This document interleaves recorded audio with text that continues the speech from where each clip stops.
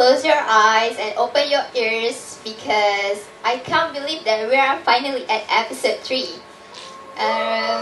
Anyways, our selected building for this episode is Suria resident at Bukit Jelutong. And today I'm your host, and here are our guests for today. On the left we have Nasha, Farah, Nafis, Ain. While on my right we have Patricia, Wanmimi, and Rania. Whether you are a resident or you just curious, I want to share you the insights info about what's the building service at the Suria residence. Now let's jump right into our first topic, cold and hot water system. Nasha, I never really thought that hot water gets to our taps until we took that tour around your house to know more about the water supply system.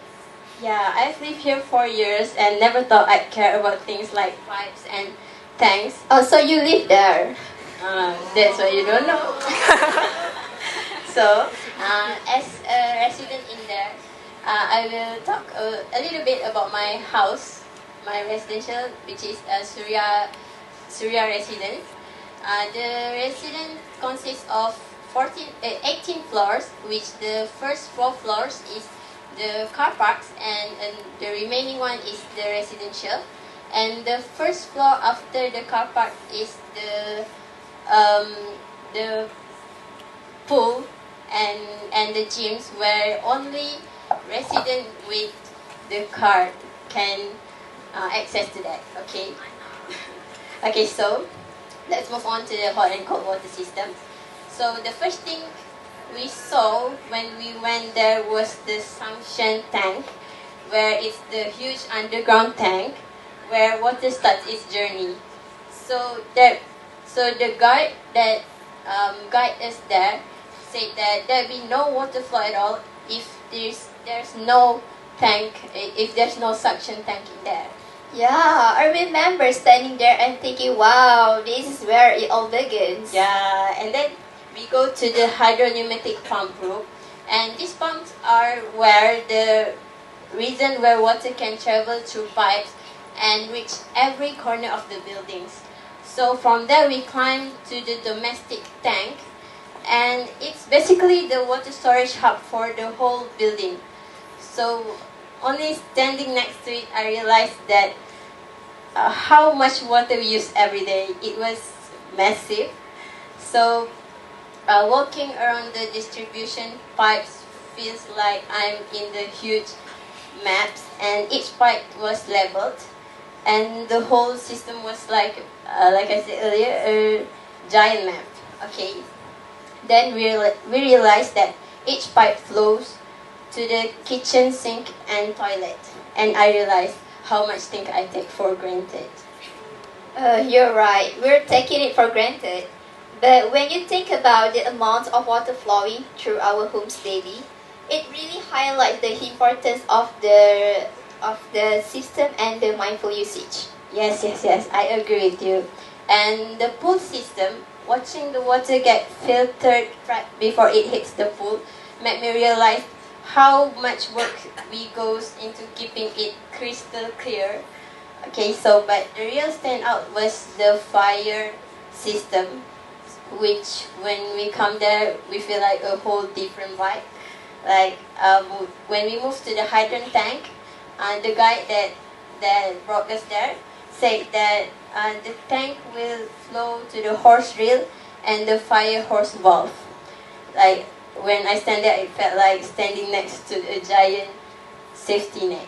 Wow, it's fascinating how something simple like turning on the tap relies on so much such a complex process. Now let's give a round of applause to appreciate the engineering behind it. And let's move on to our next topic. Farah, could you give us a quick rundown of how the sanitary system operates in Suria residence? Like, we would love to hear about your insights on this. Of course. For the first overview for sanitary system in Suria residence is, of course, to ensure the efficiency of water system. waste management and also hygienic within the building itself. And it also includes of a clean water system that will provide a portable water to all units, and a drainage system for uh, to remove wastewater from like bathroom, kitchen or other area to service system itself. And the service system will direct the wastewater to public service system and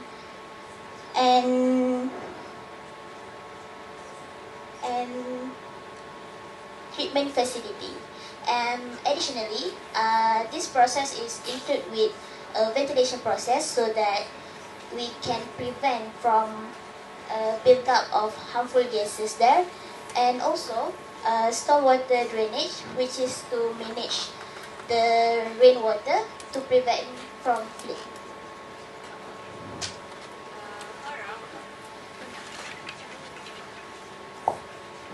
Farah, I noticed some gurgling noise and it's draining slowly there. Did you notice it? The classical drainage, the classical, what is that? I don't remember it, but wait I think that is a classical gurgling pipe, which is, there must be a problem there, right? Because the sound is a bit, we notice the sound there, and it's actually an indication of a blockage. Maybe there are some blockage in the pipe, maybe in your unit or the main stake there. Then what's the best way to fix this? Like, can it be fixed easily or you need professional help? For information, it's actually need an professional help. So that first we must report it directly to management building, so that they can make a thorough checkup what happened there actually. And actually this can happen many times if we don't take it seriously. So actually, how to prevent this is there must be a regular maintenance so that we can prevent, so that we can keep everything running smoothly in the system. Oh, that's a great advice, Farah. It's reassuring to know that building management can step in to handle such a mess. But what about the preventive measures? Are there things residents can do to minimize the chances of the blockage to happening again? Of course, because prevention is the key, right? So residents can also take part to prevent this. And usually, how to prevent it is residents should avoid from pouring some grease, oil or waste food directly to the sink, because actually this is the major cause why the blockage happen in sanitary system. And how they can prevent it, which maybe they can use drainage or clean the sink regularly so that the blockage can happen in the system. It's a great advice, Farah. It's interesting how our daily habits can actually prevent our bigger issue down there. Thanks for shedding light on this. So now let's do our part on the sewage system. Nafis, in this apartment, there's a system in place to manage sewage and rainwater. Like, can you explain how everything works, like more to specifically? Of course. Okay, wastewater from the apartment will flow down through the vertical pipe and clay pipe, and it go to the manhole. Okay, from there, the wastewater will through many pipes and go to the wastewater treatment, which is indah water treatment for the properly treatment. What about the ground and the drainage system? For your information, the roof for this apartment is a flat roof. So the roof need to slightly slope to direct water to gutter.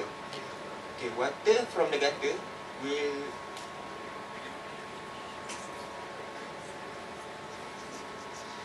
flow down to the water down pipe and into the ground drainage system, and it will channel away from the building to the tank. Alright, thanks for breaking it down, Nafis. Now let's move on to the next topic. Ain, what's the best way to dispose of waste at Suria residence? Okay, so as Suria residents, refuse collection and disposal are well organized with designated collection points, and this process is divided into three key parts, which is the first one is method, application, and location. Would you mind telling me how, specifically, how each part works? So for the application, Suria residents use a temporary refuse collection Suria residents use a temporary refuse collection system that refers to a short-term storage of waste in a building to dispose the waste. This ensures that residents can conveniently dispose of their rubbish in strategically located areas. Moreover, for a residential building, it is a designated facility that called disposal collection house, where waste is temporarily stored.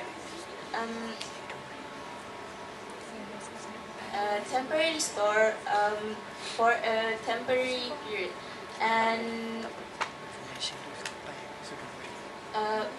ventilation also included to prevent odors and maintain hygiene. Thank you, Ain, for the knowledge. Now let's shift gears to the fire safety part. So, Patricia, can you elaborate more about the aims of fire protection for the apartment building?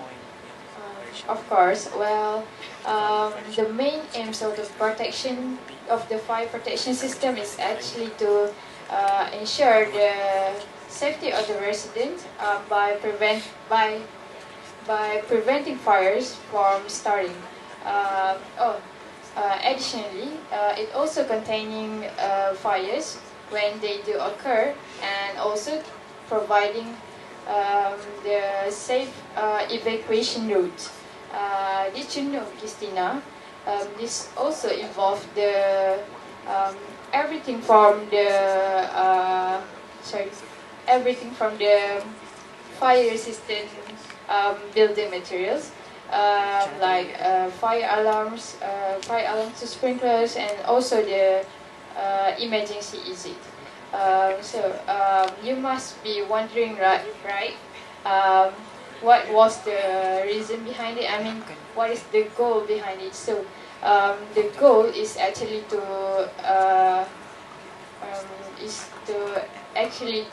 protect lives, and to minimize the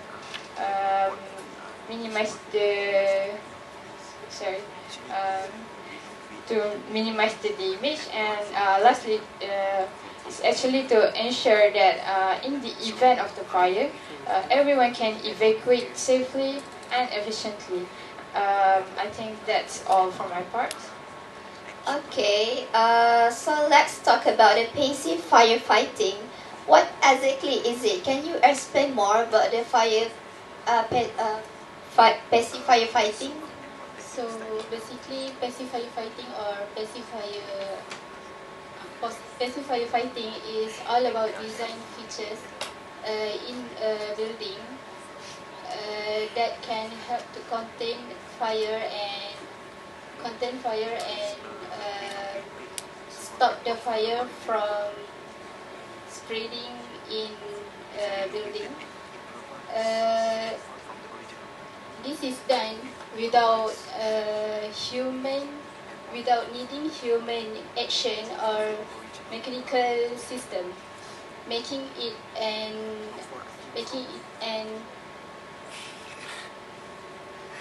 automatic safety system.